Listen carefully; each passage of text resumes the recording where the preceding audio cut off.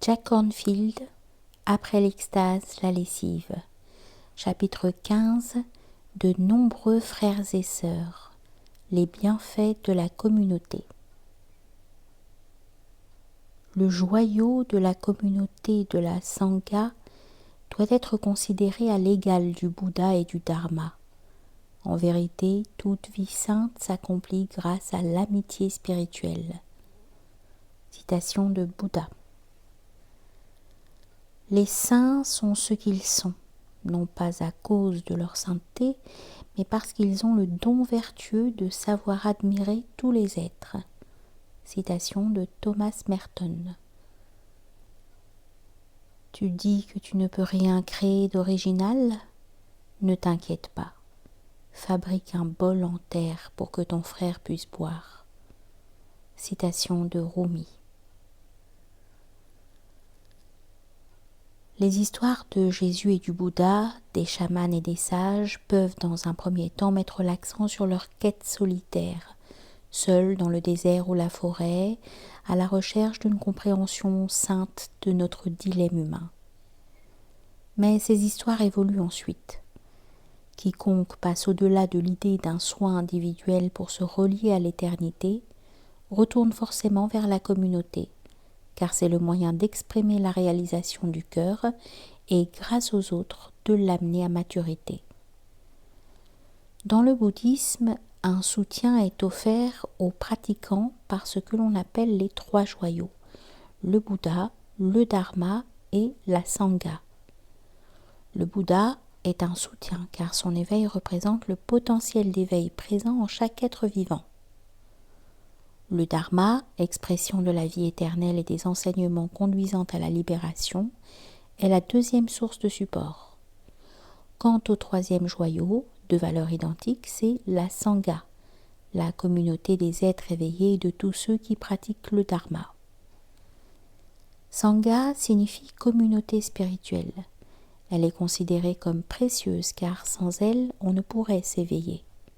C'est la Sangha qui est détentrice des enseignements et des connaissances auxquelles nous ne pouvons accéder seuls. Le monde de la prière et de la pratique spirituelle se perpétue à travers les enseignants, les amis spirituels et la communauté. Par notre pratique, nous entretenons ce processus qui alimente l'éveil des autres êtres.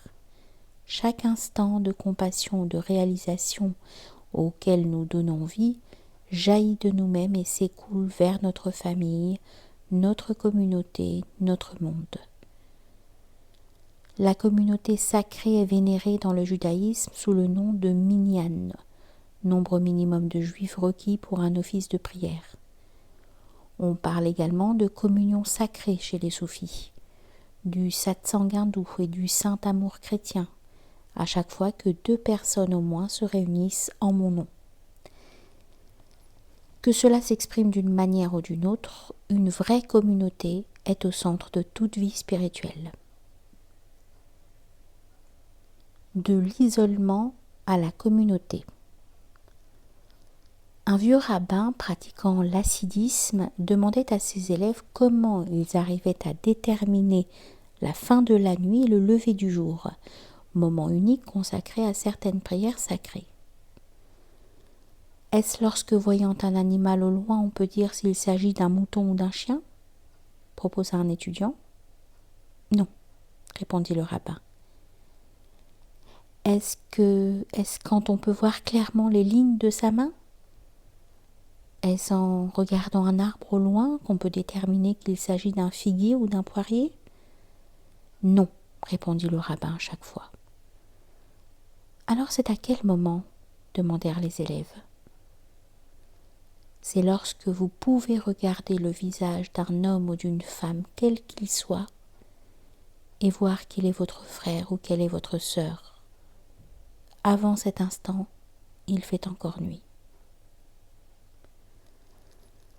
Au cours du mûrissement de la vie spirituelle, nous progressons d'une sagesse transcendante, l'illumination spirituelle au-delà du monde, à une sagesse imminente. Nous découvrons que le sacré est toujours présent. Ce sont souvent les cycles naturels de la vie spirituelle qui nous conduisent de la solitude mystique à une certaine forme de communauté, Celui qui a cherché et dompté le bœuf sacré des récits zen doit inévitablement revenir dans le monde avec ses présents. Ce retour peut être difficile, en particulier parce que le véritable esprit de communauté s'est généralement perdu à notre époque, même par nous-mêmes.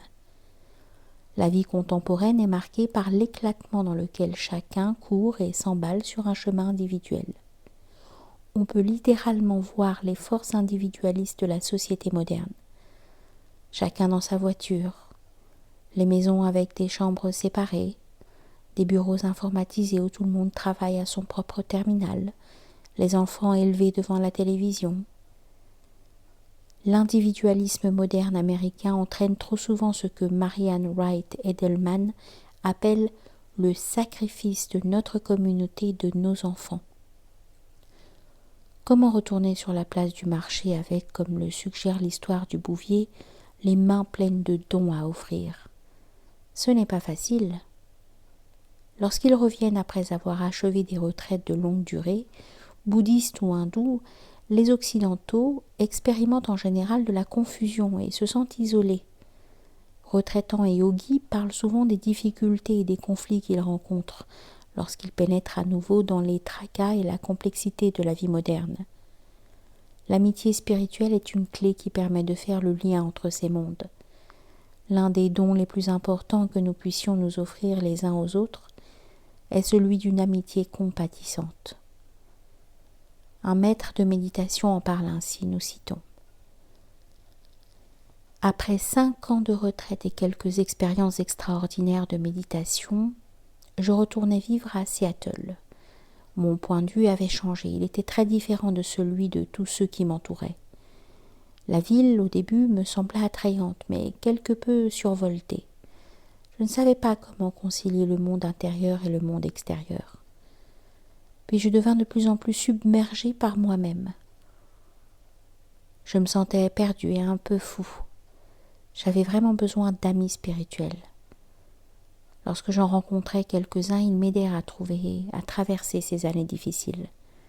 Quand les temps sont durs, souvenez-vous de ceci. N'oubliez pas l'amitié spirituelle. C'est la chose la plus importante que je puisse vous dire. Fin de citation.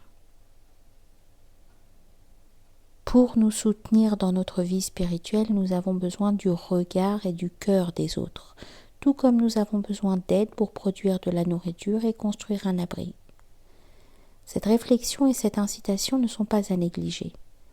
Comme le dit Adrienne Rich, la sincérité et le respect ne sont pas des choses qui jaillissent d'elles-mêmes avec éclat. Les êtres doivent les créer entre eux.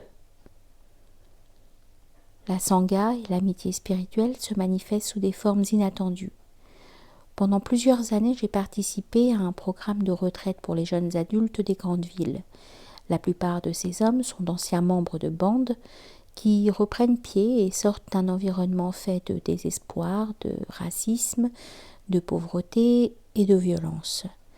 Ce qui était à l'origine de leur nouveau départ est invariablement un ami, un mentor, un bienfaiteur.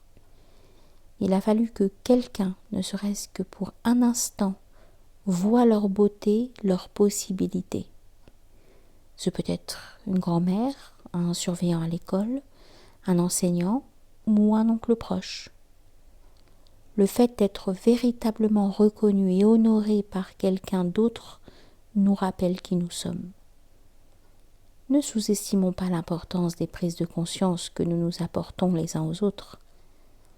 Les jeunes des rues ne sont pas les seuls à avoir besoin d'être accompagnés sur le chemin. Bon nombre de moines dirigeant des centres de retraite racontent à quel point ceux qu'ils reçoivent sont avides d'amitié spirituelle et comment, de ce fait, les moines et les nonnes ont encore plus de reconnaissance envers leur communauté.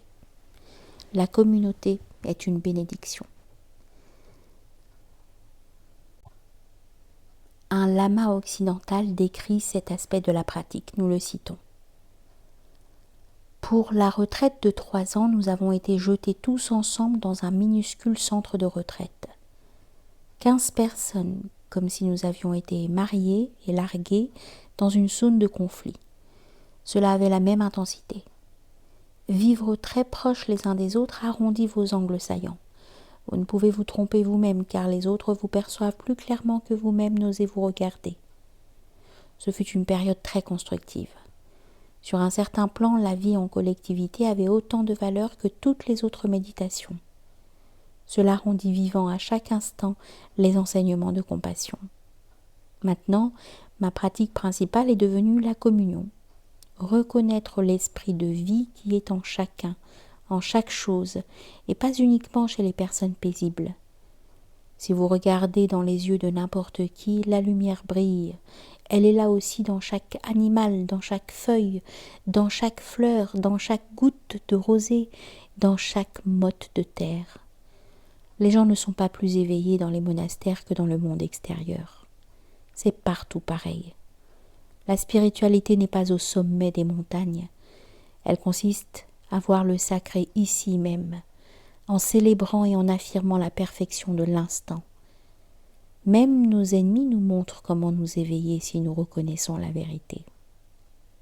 Fin de citation. La vie communautaire n'est pas toujours facile. Même si elle revêt de l'importance pour être totalement humain, la vie communautaire n'est pas facile. Vivre avec les autres soulève toutes sortes de difficultés. Quand nous devenons suffisamment proches les uns des autres pour offrir de manière intime amour et soutien, nos vieux schémas familiaux, nos peurs, nos besoins, nos limitations font également surface. Tout est là, juste devant notre nez. Peut-être sommes-nous capables d'éviter les conflits dans nos prières et nos méditations, mais dans la communauté, qu'on le veuille ou non, ils ressurgissent. Si quelques comptes rendus de communautés spirituelles anciennes parlent d'harmonie, du fait de vivre ensemble comme le lait et l'eau, en se regardant les uns les autres avec les yeux pleins de bonté, les textes du passé font plus fréquemment mention de problèmes. Les récits acidiques évoquent de nombreux conflits entre des membres d'une communauté ou entre des enseignants et des étudiants. Les histoires du début de la chrétienté parlent également de conflits de troubles communautaires. Les épîtres de Paul sont remplies de conseils sur la manière de résoudre ces difficultés. Les 7 premiers volumes des écritures bouddhistes, entièrement consacrés aux communautés spirituelles, rendent compte de centaines de conflits, de méfaits et de problèmes qui se développèrent parmi les moines et les nonnes, même du temps où le Bouddha était encore vivant. Un cousin du Bouddha, jaloux, tenta de le faire assassiner. Plus tard, une querelle éclata parmi des moines obstinés à Kosambi. Elle prit une telle ampleur qu'il ne voulait même plus écouter le Bouddha, qui finit par lever les bras au ciel et partit vivre au milieu des animaux paisibles de la forêt, laissant pendant un certain temps les moines se débrouiller tout seuls. Une enseignante hindoue parle de sa réticence à s'engager dans une vie communautaire, nous la citons. Après des années en Inde, je rentrai et devins connue pour les retraites de yoga que je dirigeais. Je courais d'une ville à l'autre. Les gens n'arrêtaient pas de me dire « Établissons une communauté permanente de yoga ». Je préférais éviter cela. Et même lorsque mes amis disposèrent d'un grand ashram, je continuais à partir voyager et enseigner. Finalement, il m'a paru que je ne voulais tout simplement pas de communauté, et en particulier si je devais y tenir le rôle d'enseignante. C'était trop de responsabilités, trop difficile d'être proche de tous ces gens. Je suppose que cela réveillait mes drames familiaux. Je ne pouvais imaginer une vie de groupe qui ne soit ni étouffante ni douloureuse. Je n'étais pas prête, tout simplement. Fin de citation. Si nous nous attendons à ce que les relations communautaires soient idéales, spirituelles, amicales et éveillées, nous cherchons quelque chose que nous ne pouvons même pas attendre de notre propre esprit. Vouloir la compagnie des autres sans souffrance est irréaliste. De toute façon, en évitant les relations trop proches, nous allons quand même souffrir. Dans une communauté spirituelle sage, nous reconnaissons nos difficultés, choisissons de nous aider les uns les autres par tous les moyens. Parfois nous serons celui qui apporte les bénédictions d'espace et d'amour. À d'autres moments, nous serons source de conflits et de troubles pour le groupe. ce qui est également un présent dont les autres peuvent tirer la leçon. Nous jouons les deux rôles dans ce système, passant périodiquement de l'un à l'autre. Si nous entrons dans une communauté spirituelle à la recherche d'une parfaite sérénité, nous allons inévitablement rencontrer des écueils. Mais si nous comprenons la communauté comme un endroit nous permettant de mûrir notre pratique de l'assiduité, de la patience et de la compassion, de devenir conscients avec les autres, nous disposons alors d'une terre fertile pour nous éveiller. Un maître zen coréen disait à ses étudiants que la pratique de la communauté revenait à mettre des pommes de terre dans un pot et à les agiter ensemble suffisamment longtemps pour en enlever toute la pelure. En communauté, nous devenons les miroirs les uns des autres. Une vieille nonne se souvient, nous la citons. Dans ma seconde communauté, il n'y avait qu'une douzaine de nonnes. Je les aimais toutes, sauf deux. L'une était paresseuse et l'autre égoïste. Au bout d'un an, j'étais dans la cuisine et me plaignais à une amie qui me dit « Tu sais, elles ne sont vraiment pas méchantes. Qu'est-ce qui te dérange en elles ?» Je répondis « La première est paresseuse et l'autre s'occupe beaucoup trop d'elle-même. » Elle me dit « Bon, tu devrais être plus paresseuse et prendre plus souvent soin de toi. » Notre formation spirituelle, notre entraînement était collective.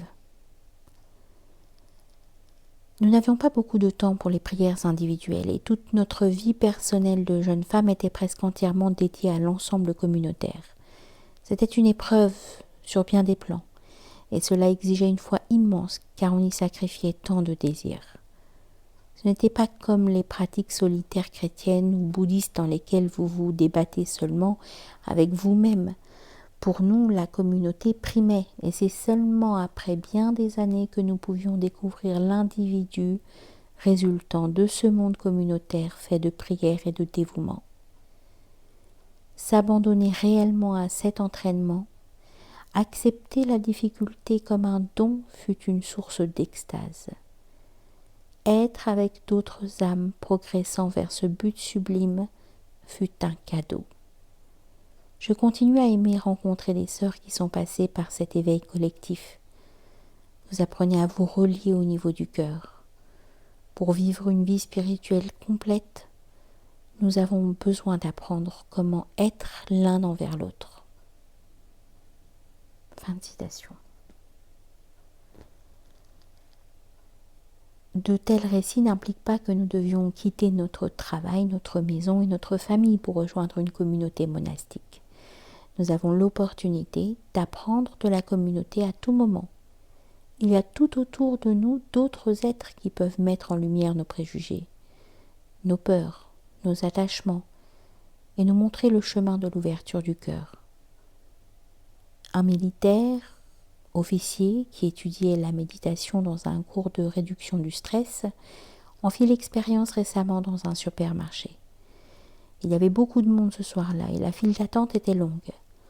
La femme qui était devant lui portait un enfant et n'avait acheté qu'une seule chose. Pourtant, elle ne voulut pas passer par la caisse rapide. L'officier, qui avait pour habitude d'être impatient, commença à s'énerver. La situation empira lorsqu'elle arriva à la caisse et qu'elle se mit avec la caissière à gazouiller devant l'enfant, allant même jusqu'à le confier au bras de cette dernière. Cela l'irrita et sa colère se développa à la pensée de l'égoïsme de cette femme. Mais comme il revenait juste de son cours, il prit conscience du tort qu'il était en train de se faire à lui-même et commença à respirer plus calmement et à se détendre. Il remarqua même que le bébé était mignon. Le temps d'arriver auprès de la caissière, il avait suffisamment lâché prise pour réussir à dire « Il était mignon, cet enfant. »« Oh, merci. C'est mon bébé, » répondit la caissière. « Voyez-vous, mon mari était dans l'aviation militaire et il est mort l'année dernière dans un accident d'avion. Maintenant, c'est ma mère qui prend soin de mon fils et qui me l'amène une fois par jour pour que je puisse le voir. » Nous nous jugeons les uns les autres tellement vite alors que nous connaissons si peu les choses qui habitent le cœur d'autrui. Pour nous éveiller vraiment à la grâce et à la présence sacrée, nous devons offrir à tous un respect identique à celui que nous manifesterions à un grand enseignant. Les Bouddhas apathiques, colériques, rustres, pressés, ombrageux qui nous entourent peuvent nous enseigner la persévérance, l'équanimité, la compassion.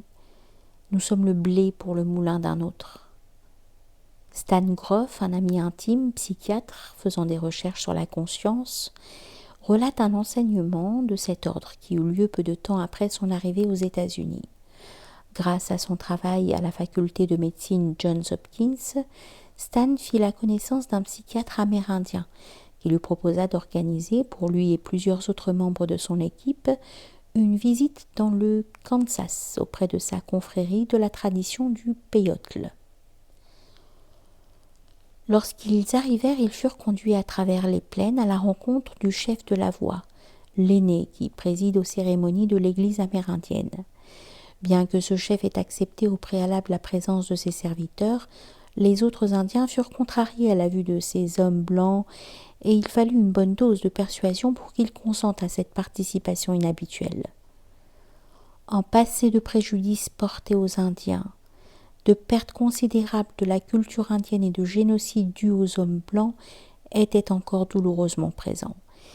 Mais les médecins du Johns Hopkins avaient fait un long voyage et ils furent donc finalement autorisés à rejoindre le cercle des participants.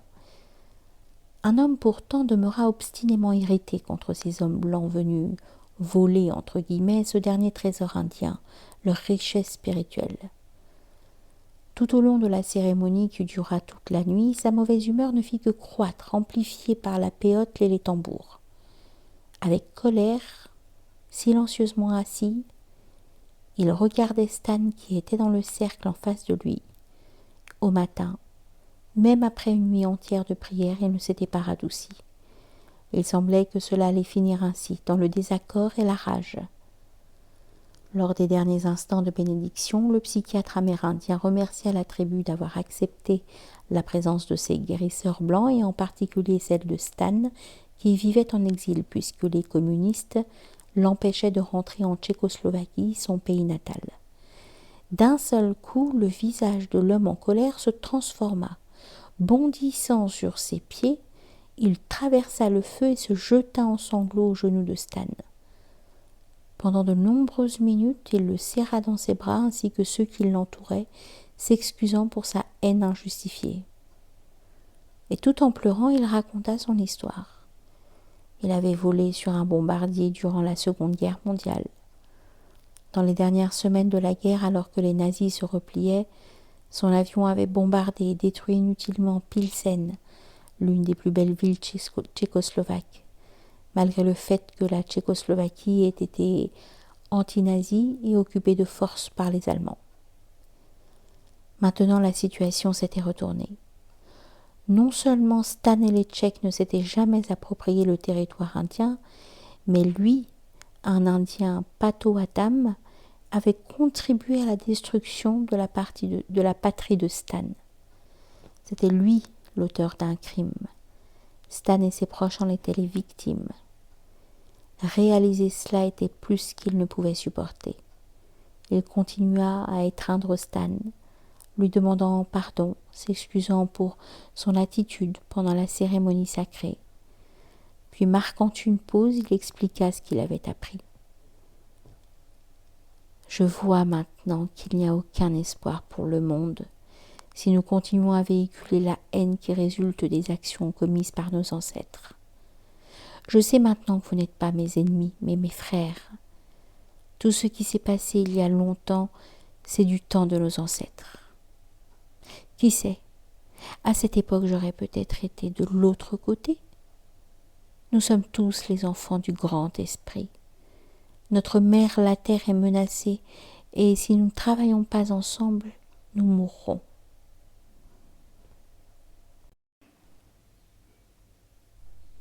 Reconnaître le Bouddha en l'autre. Dans la mythologie bouddhiste, il est dit qu'à chaque ère nouvelle, un Bouddha se manifeste et enseigne sous une forme parfaite pour l'époque. Maitreya, le Bouddha de l'amour, est le nom du prochain Bouddha qui apparaîtra sur cette terre. Le maître zen Thich Nhat Hanh a déclaré que ce prochain Bouddha n'apparaîtrait peut-être pas sous la forme d'un individu éveillé unique. Notre compréhension de l'interdépendance s'étant accrue, le prochain Bouddha sera peut-être, dit-il, la Sangha elle-même.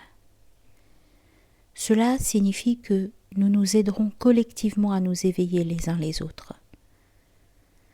Dans un journal de San Francisco, une bande dessinée montre un homme marchant dans la rue avec un panneau sur lequel est écrit « Jésus arrive ». Un peu plus loin, un autre homme de type asiatique porte aussi un panneau affirmant cette fois « Bouddha est ici maintenant ». Avec une maturité spirituelle, nous réalisons que le Bouddha et Jésus sont tous deux ici, maintenant, présents en chaque personne rencontrée, y compris en l'homme portant le premier panneau. Il existe une pratique traditionnelle consistant à percevoir tous les êtres comme des Bouddhas, à voir le Christ en chacun de nous. Le rabbin Hillel disait que cette seule compréhension résumait toutes les paroles saintes. Aime Dieu en aimant ton prochain. Le maître zen Dogen ajoute « Être éveillé, c'est être intime avec toute chose ». Nous avons maintenant fait le tour. Nous en revenons à l'art de rendre hommage et de montrer du respect à la vie telle qu'elle est. C'est à la fois un début et une pratique avancée pour les étudiants comme pour les abbés et les lamas, pour les débutants comme pour les pratiquants confirmés. Rencontrer chaque être comme son propre frère ou sa propre sœur. L'inconscience d'autrui, la frustration, le blâme, le conflit, les querelles et les trahisons auxquelles nous sommes confrontés peuvent tous être accueillis par un hommage. Ils viennent à nous comme Mara devant le Bouddha pour nous éveiller sans cesse à la compassion. Les seuls démons dans le monde, disait le Mahatma Gandhi, sont ceux qui virevoltent dans notre propre cœur. C'est là que nous devons livrer bataille. Quand Ram Dass proposa il y a de nombreuses années à Auckland un cycle d'enseignement sur la serviabilité, les participants s'interrogèrent pour savoir comment il était possible d'appréhender le divin dans chaque personne rencontrée. Au bout de quelques semaines, une femme se leva et dit qu'elle avait, chaque jour, pendant des mois, déposé des pièces de monnaie dans la sébile d'un sans-logis, mais que depuis le début de cet enseignement, elle avait réalisé n'avoir jamais vraiment regardé cet homme. En y réfléchissant, cela l'avait surprise. « J'ai découvert, dit-elle, que ma grande peur était de ne pouvoir le regarder dans les yeux sans que la semaine suivante, il ne dorme sur le canapé de mon salon. » Au départ, il y a la peur. Si nous nous ouvrons complètement aux autres, comment ne pas être submergés par leur souffrance ? Il semble que notre cœur ne soit pas suffisamment vaste pour la contenir toute. Ou alors nous sommes effrayés de devoir tout donner, y compris nous-mêmes. Mais ce n'est pas ce qui nous est demandé. Ce qui nous est demandé, c'est notre attention compatissante. C'est le fait d'accueillir dans notre cœur les joies et les peines de nos frères et de nos sœurs. Quand nous voyons le Bouddha qui vit à l'intérieur de tous les êtres, une réponse sage et naturelle apparaît. Une écoute pleine de compassion. Une écoute compatissante est une clé pour transformer le monde. Dans un mouvement diplomatique en faveur de la paix, Jane Knudson Hoffmann et d'autres de confession quaker, bouddhistes et juives ont fondé le projet d'écoute compatissante. Dédié à la paix mondiale, ce projet a envoyé des équipes à travers le monde pour essayer de comprendre les cas d'isolement les plus grands ainsi que les plus conflictuels. Ils ont rendu visite à Mouammar Kadhafi en Libye, ont écouté tous les mouvements impliqués dans les révolutions d'Amérique centrale, prêté l'oreille aux factions les plus fanatiques d'Asie et du Moyen-Orient. Leur croyance est qu'à travers une écoute profonde des peines et des situations difficiles des autres, les conflits vont changer. Le Tao appelle cela « écouter avec le cœur pour pouvoir trouver la voie ». Cette compassion par l'écoute concerne aussi nos propres conflits. Ce serait nous trahir que d'oublier que cette sphère de compassion nous inclut également. Grâce à une sage compassion, nous découvrons ce qui est bon pour les autres et pour nous-mêmes. Nous éveillons l'étonnante capacité de notre cœur à recueillir tout ce qui est humain. Nous réalisons que nous sommes une partie de tout ce qui vit et par cette vérité, la compassion du cœur en sort renforcée. De nombreuses années après les émeutes insurrectionnelles de Los Angeles en 1993, j'ai entrepris avec Malidoma Somé, Luis Rodriguez et Michael Mead une série de retraits multiculturels pour traiter du dialogue difficile entre les races. Lors d'une de ces retraites, une centaine d'hommes des communautés noires et latino-américaines de Watts et de la partie est de Los Angeles se joignirent à des participants de race blanche pour y suivre des enseignements, porter témoignage, établir un dialogue sincère et participer à des rituels réparateurs. Ces retraites étaient basées sur des pratiques courantes issues des traditions anciennes d'Afrique de l'Ouest, amérindiennes et bouddhistes, pour tenter de créer une base de compréhension commune. Ce fut une semaine effervescente et passionnante. Un des moments les plus forts fut l'instant où un homme blanc raconta à quel point il avait eu peur pour sa famille quand les émeutes de Los Angeles s'étaient rapprochées à quelques kilomètres de chez lui.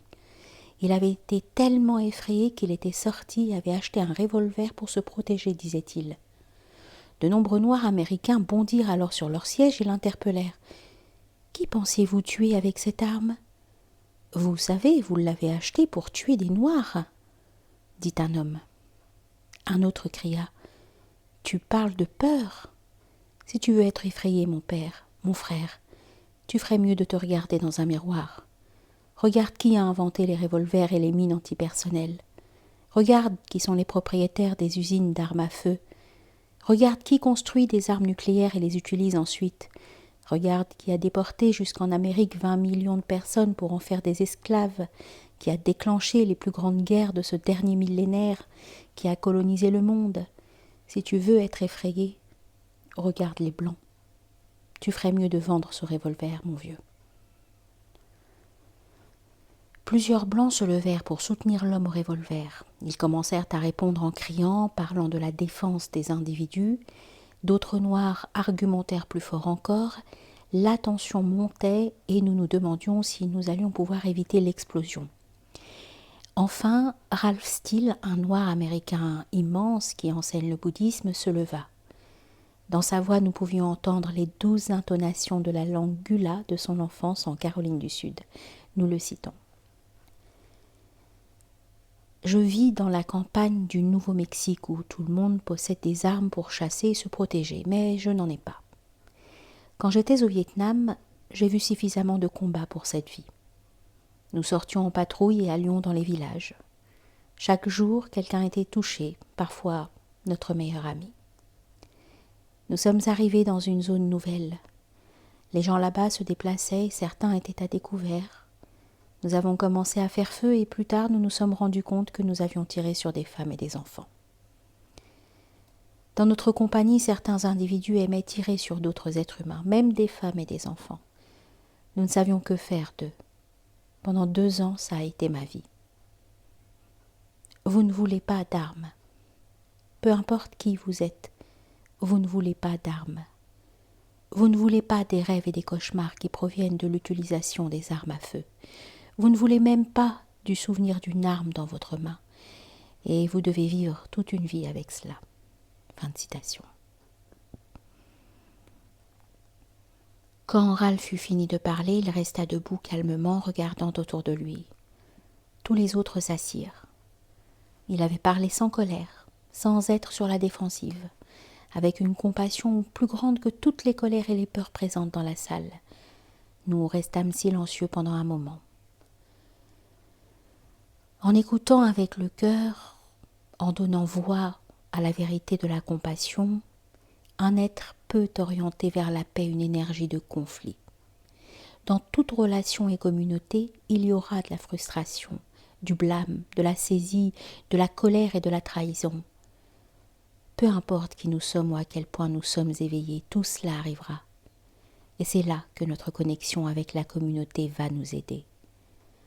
En désignant la Sangha comme étant le Bouddha, Thich Nhat Hanh nous rappelle que la sagesse est un bien collectif.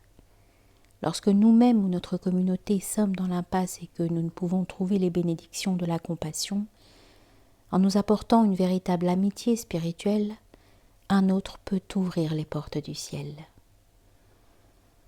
La table du rabbin, la réunion des alcooliques anonymes, l'assemblée de vérité des soufis, le concile bouddhiste ont ce pouvoir. Dans notre propre communauté, nous suivons la tradition ancienne des aînés bouddhistes et recherchons le consensus en nous réunissant régulièrement au conseil. À cette assemblée d'écoute, nous avons ajouté le bâton à palabre des Amérindiens et encouragé la simplicité et la vérité spontanée. Quand des problèmes difficiles apparaissent, comme la résolution de conflits entre des enseignants, le choix d'une équipe ou l'établissement de nouvelles perspectives pour notre centre, nous tenons une assemblée. Quiconque tient le bâton à palabre est écouté sans interruption. Ce bâton est ensuite passé à d'autres et ainsi chacun peut dire ce qu'il a sur le cœur. Et grâce à cette écoute respectueuse, nous trouvons les solutions, le consensus et de nouvelles directions. Au fil des ans, ces assemblées ont, par leur sincérité, révélé la sagesse de notre expérience collective, une sagesse plus vaste que celle que chacun d'entre nous peut avoir individuellement. L'amitié spirituelle peut nous aider même à distance. L'analyste jungien James Hillman raconte l'histoire du dissident chinois Liu Qing qui fut détenu pendant 11 ans dans la célèbre prison Wenan numéro 2. Il fut forcé de s'asseoir sans bouger sur un tabouret minuscule 10 heures par jour. S'il remuait ou parlait à d'autres prisonniers, on le frappait. Pour mettre fin à cette souffrance, il lui suffisait seulement de signer une déclaration admettant les erreurs de son mode de pensée. Mais rien n'y faisait. Il refusait de signer. Lorsqu'on lui demanda plus tard comment il avait pu rester fort, Liu Qing raconta qu'il avait vu devant lui le visage de ses amis et de sa famille et qu'il savait qu'il ne pouvait signer. Le lien de son cœur avec la communauté des êtres ne lui permettait pas de les trahir. Le Gyari 14 est un groupe de jeunes nonnes tibétaines âgées de 14 à 21 ans qui furent emprisonnées et battues par l'armée communiste chinoise pour avoir publiquement récité leurs chants et leurs prières. Même en prison, elles décidèrent de rester unies dans leur détermination à prier et à chanter librement. Lorsqu'elles réussirent à faire sortir un enregistrement des prières chantées en prison, leur sentence fut doublée. Elles demeurèrent pourtant inébranlables et écrivirent « Nous sommes reconnaissantes du soutien de tant de gens à l'extérieur de la prison et nous n'oublierons jamais. » Le plus remarquable est qu'elles ne prient pas pour elles-mêmes, mais pour les gens de leur pays et pour leurs geôliers. Dans le documentaire filmé qui retrace leur lutte, « A Prayer for the Enemy », elles s'expriment à travers une lettre passée en fraude. « Nous avons été traités tellement mal. Que devons-nous faire? Que pouvons-nous faire? Nous prions pour l'ennemi. » Dans nos propres campagnes, dans nos villes, nos hôpitaux et nos prisons, nous trouvons tant de gens qui ont besoin de nos prières. Le malade et le bien portant, le prisonnier et le geôlier. Les prières de ces jeunes nonnes se joignent aux nôtres. Nous offrons nos bénédictions. Nous partageons notre confiance en la guérison au-delà de toute peine. Nous élargissons le cercle de notre cœur.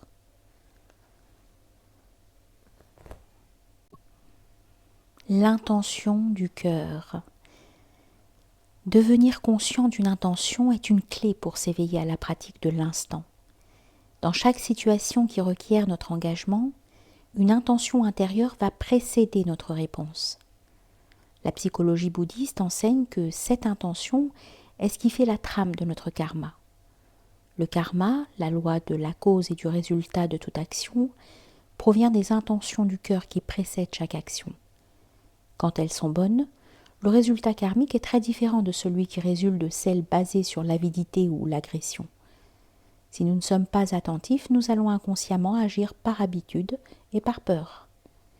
Mais si nous veillons à nos intentions, nous allons déterminer si elles proviennent de notre corps de peur ou d'une réflexion délibérée de notre attention. Chaque tradition propose des prières et des méditations pour établir la meilleure des intentions du cœur. Celles-ci sont parfois générales. Puissent les paroles prononcées par ma bouche et les dédicaces de mon cœur vous servir, ô Seigneur. Puisse chaque activité être une prière. Puisse mon cœur offrir librement la bienveillance et le pardon. Je fais vœu d'apporter l'éveil à chaque être que je rencontre en pensée, en parole ou en action. La tradition juive utilise des centaines de prières tout au long de la journée pour entretenir une gratitude sans faille et l'amour du cœur. Les intentions peuvent également se focaliser sur un jour ou une situation. Puis-je me souvenir de ma respiration et me centrer à chaque fois que je rencontre un conflit aujourd'hui? Puis-je dans mon travail traiter tous les êtres avec bonté? Puis-je prendre le temps cette semaine de faire savoir à ma famille que je les aime? Dans les périodes difficiles, c'est cet établissement réitéré de l'orientation de notre cœur qui détermine le résultat. Que ce soit au sein d'un désaccord familial ou d'un conflit communautaire, nous pouvons, avant de parler et d'agir, devenir conscients de notre intention la plus profonde. Même les mots les plus simples ont un effet très différent selon ce qui les motive. La question « que veux-tu dire ?» peut sembler accusatrice et critique ou au contraire attentionnée et humble. Nos cœurs sont comme des sismographes, ils enregistrent les frémissements de nos intentions. Regardez comment cela se passe dans les conversations. Parlons-nous avec un désir subtil de contrôle ou de duplicité ou souhaitons-nous vraiment écouter et apprendre? Si nous tournons nos esprits vers la liberté, nos bonnes intentions vont nous aider à nous défaire de ce qui bloque notre ouverture. En orientant notre cœur vers la compassion, nous allons réaffirmer notre amour en dépit de toutes les difficultés rencontrées. Au lieu d'attiser une situation mauvaise, nous pouvons rechercher les moyens d'atteindre ce qui est bon en l'autre. Sans dénier la douleur ni l'injustice, nous pouvons regarder aussi la secrète beauté d'autrui. Notre pratique spirituelle peut être aussi simple que cela. Regarder avec les yeux de la compassion et agir selon notre intention la plus sage. Cela produit souvent un effet surprenant.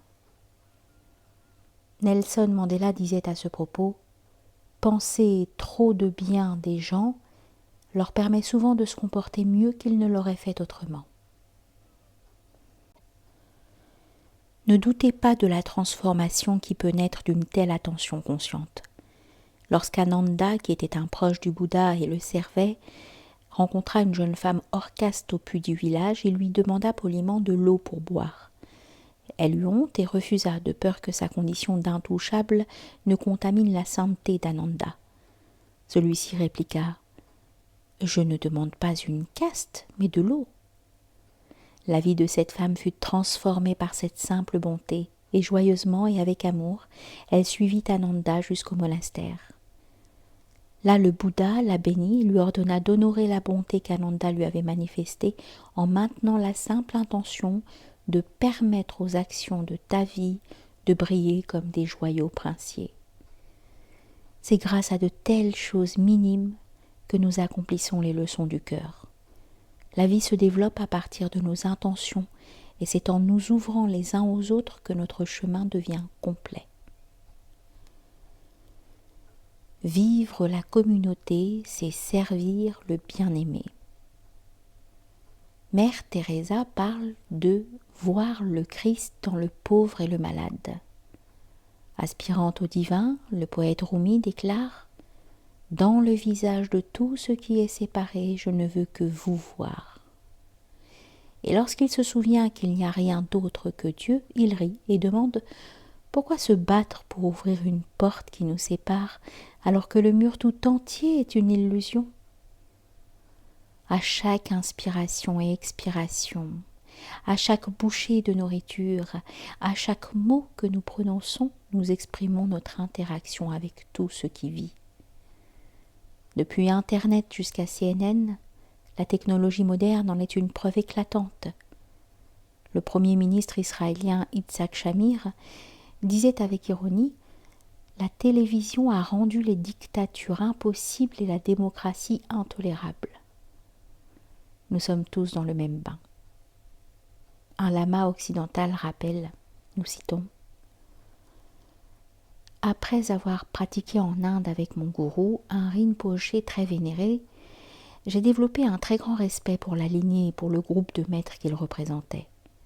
Ces hommes avaient incarné le pinacle de la réalisation bouddhiste pendant des siècles, jusqu'à ce que lui fasse de même hors du Tibet. L'une des dernières journées à ses côtés, je marchais quelques kilomètres jusqu'à son domicile en pratiquant l'échange avec autrui basé sur la compassion. D'un seul coup, ma compréhension de la lignée s'accrut.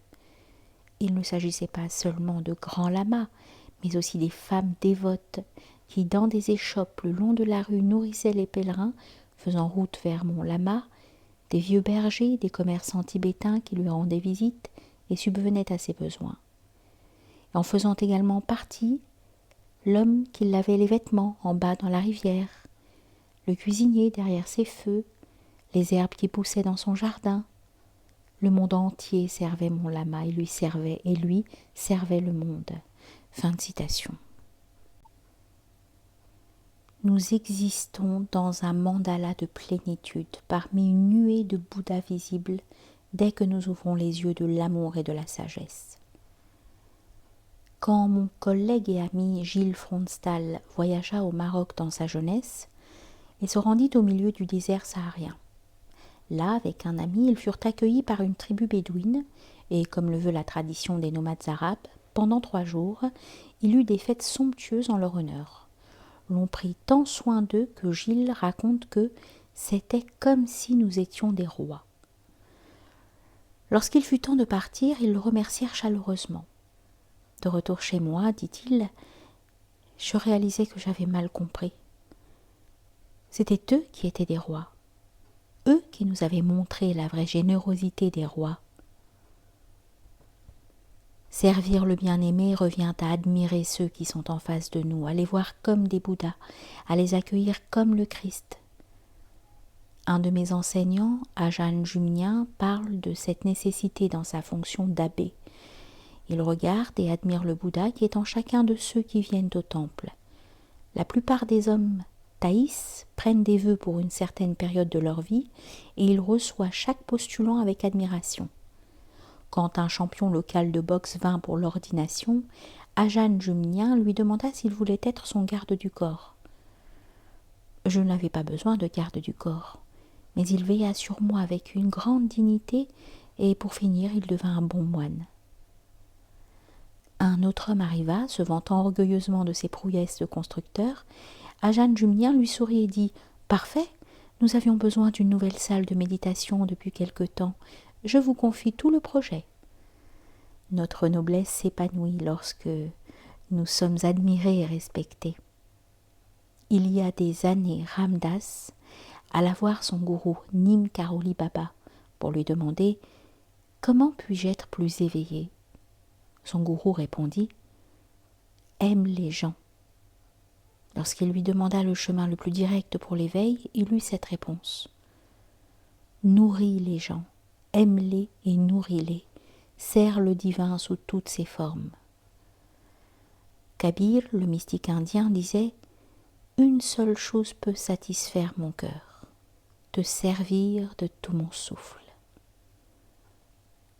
Servir est l'expression du cœur éveillé. Mais qui servons-nous ? Nous-mêmes. Quand quelqu'un demanda à Gandhi comment il pouvait se sacrifier ainsi continuellement pour l'Inde, il répliqua « Je fais cela uniquement pour moi. » Quand nous servons les autres, nous nous servons nous-mêmes. Les Upanishads disent que c'est Dieu qui nourrit Dieu. Une communauté spirituelle qui a de la sagesse doit servir quelque chose de plus vaste qu'elle-même. Si les gens se réunissent en communauté principalement pour soulager leur propre isolement et leur solitude, pour voir leurs besoins satisfaits par les autres, ils deviennent comme un groupe d'enfants nécessiteux et inévitablement cette communauté est vouée à l'échec. Mais si leur vision et leur créativité sont au service du sacré, de Dieu, d'un bien commun plus large, il y a plus de chances pour qu'une communauté saine et sage se développe. Un maître soufi parle de cette nécessité, nous le citons. Lorsque nous avons fondé notre communauté, nous nous sommes aperçus que les gens se rassemblaient pour des besoins sociaux, pour des raisons financières et politiques. Nous ne voulions pas que ces causes soient le point central de notre rassemblement. Nous nous réunissions pour prier et servir Dieu, pour évoluer spirituellement d'une manière authentique, pour exprimer des choses plus vastes que nous-mêmes. Nous voulions imprégner de sainteté chaque partie de notre vie et contribuer à ce que cette sainteté rayonne dans le monde. Fin de citation. En Amérique, les générations passées comprenaient cela d'une manière aujourd'hui totalement oubliée. Notre histoire est remplie d'exemples de soutien mutuel, allant de la construction d'une grange ou du partage de nourriture et des semences dans les périodes de famine, jusqu'à la pratique religieuse et la communion spirituelle. Dans les périodes de catastrophes, comme l'inondation des Grandes Plaines il y a quelques années, cette aide mutuelle ressurgit de façon remarquable, au-delà de toute barrière de classe et de race.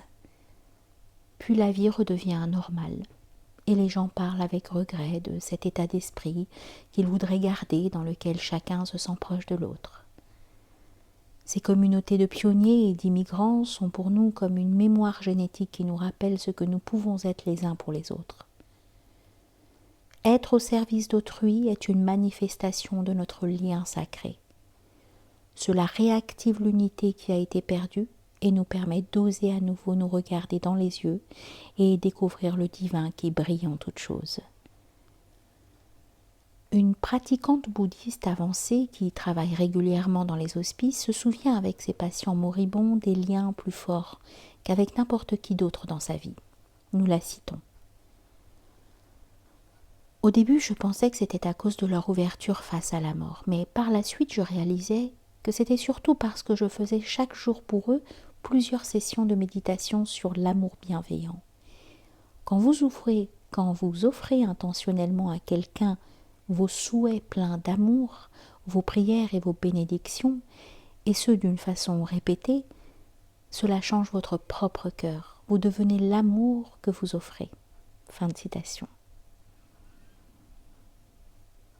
Nous sommes tous engagés dans une multitude d'actions au service de nos frères et de nos sœurs. À chaque fois que nous nous arrêtons à un feu rouge, donnons de l'argent au caissier, disons bonjour, lavons la vaisselle, sortons la poubelle, nous servons notre famille, notre communauté et la terre. Dans chacune de nos fonctions quotidiennes, en tant que constructeurs, marchands, jardiniers, artistes, enseignants, soignants, secrétaires ou commerçants, nous pouvons éveiller la compassion, nous pouvons trouver l'esprit de la sangha et la liberté. Comme le dit le maître indien Meher Baba, servir ne se limite pas à des actes héroïques, à de grands gestes, ni à de dons énormes à des institutions publiques. Servent aussi ceux qui expriment leur amour dans les petites choses. Un mot qui donne du courage à un cœur brisé ou un sourire porteur d'espoir au milieu de la morosité est un service, au même titre qu'un sacrifice héroïque. Un regard qui balaye l'amertume du cœur est aussi un service, bien qu'il puisse n'y avoir aucune intention de cet ordre. En elles-mêmes, ces choses peuvent sembler minimes, mais la vie est faite de beaucoup de petites choses. Si ces petites choses étaient ignorées, la vie serait laide et insupportable. Fin de citation. Servir habilement nécessite un cœur paisible. Pour que l'intention soit empreinte de sagesse et le service habile, il faut les nourrir de périodes de calme et de prière. Chaque grande tradition contient une forme de Shabbat. En Occident, nous avons hérité de la bénédiction du Shabbat chrétien et juif. Pour les musulmans, le vendredi est un jour saint et de la même manière, les hindous et les bouddhistes renouvellent leurs vœux de simplicité les jours de pleine lune, de nouvelle lune et de demi-lune. Dans ma jeunesse, le Massachusetts avait le Shabbat des lois bleues, demandant à toute forme d'activité de cesser le dimanche. Mais maintenant, une génération plus tard, nous avons des supermarchés ouverts 24 heures sur 24 et des banques 7 jours sur 7. Notre société de consommation a proclamé le droit d'opérer sans contrainte, ce qui est une recette pour se brûler les ailes. L'esprit qui se met au service des autres et de nous-mêmes peut se développer sur différentes bases. Les instants de souvenir, les moments de prière et de bénédiction. Si nous prêtons attention à notre respiration et au battement de notre cœur, il y a une pause légère et indispensable entre chacun d'eux. Pour battre pendant toute notre vie, le cœur doit se régénérer, immobile, avant chaque nouveau battement. La maturité spirituelle demande elle aussi de telles périodes de Shabbat durant lesquelles nous sortons du temps commercial pour entrer dans l'intemporel. Nous devons devenir le sanctuaire que nous cherchons. Cela peut commencer avec une journée de Shabbat ou une période quotidienne de méditation et de prière. Parfois, cela demande d'instituer des périodes régulières de silence là où nous travaillons. Cela peut aussi impliquer un remodelage de notre style de vie, se tourner vers une simplicité volontaire, passer du temps dans la nature, s'adonner à des retraites périodiques. Peut-être nous faudra-t-il éteindre CNN et allumer Mozart, et dans les périodes de difficulté ou de conflit, prendre le temps de souffler, de clarifier notre cœur et d'écouter en silence notre intention la plus profonde. Dans ces moments, nous nous souvenons du rôle de notre cœur sur terre. Un contemplatif chrétien enseignant se souvient, nous le citons. J'avais vécu de nombreuses années dans une petite communauté protégée, puis il m'a paru qu'il était temps de retourner dans la société pour la servir. Je commençais la réintégration en faisant des allers-retours. Je travaillais dans un hôpital pour les malades du sida et dans un centre d'urgence. Une fois par mois, je rentrais dans ma communauté et mon cœur aspirant au silence. J'étais debout à faire la queue quand le don de nourriture fut célébré, et je ressentis à quel point chaque chose ici, même la plus ordinaire, était tenue pour sacrée. C'est en fait comme cela tout le temps, le mystère de la grâce. Je savais que ce qui importait n'était pas uniquement la prière ou la méditation, c'était le silence, le fait de s'arrêter, de respirer, d'ouvrir son cœur, de voir que la planète entière et tout ce qu'elle porte est sainteté. Je veux apporter cette beauté à toutes les personnes que j'approche, et je reviens donc régulièrement au silence. Je sais que si je peux m'arrêter et me souvenir de ce fait, la vie accomplira pour moi ses promesses. Fin de citation. De ces instants de calme apparaît clairement la manière la plus habile d'aimer et de servir. En nous arrêtant pour écouter, nous nous connectons les uns aux autres et la vraie communauté prend naissance.